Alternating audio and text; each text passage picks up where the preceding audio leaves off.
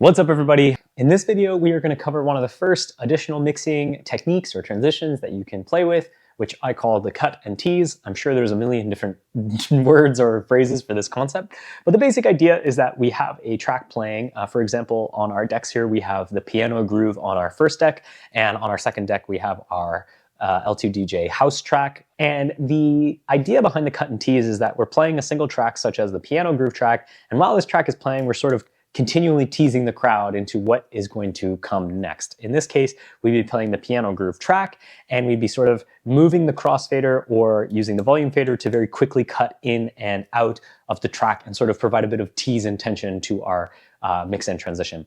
Eventually, the goal then is to, once kind of bringing in the full presence of the second track, then to sort of switch over. And so you can perform that switch over in either a blended type of transition or a very quick cut. It really depends on how you're feeling and what the groove of the tracks is.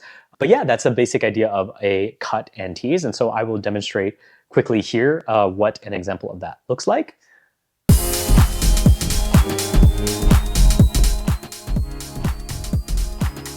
So I'm just beat matching.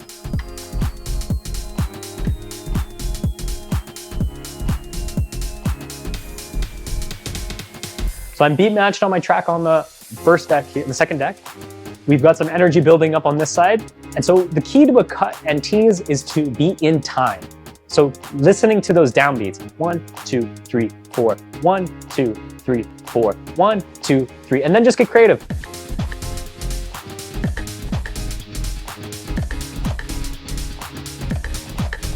So here, I'm hitting on the second beat of every bar.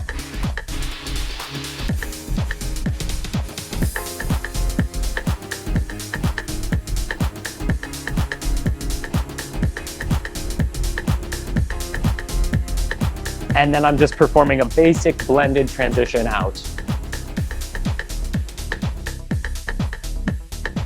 Now, in that case, we had the house track on the second deck looped, and I know we haven't talked about that yet, but we will in the advanced section.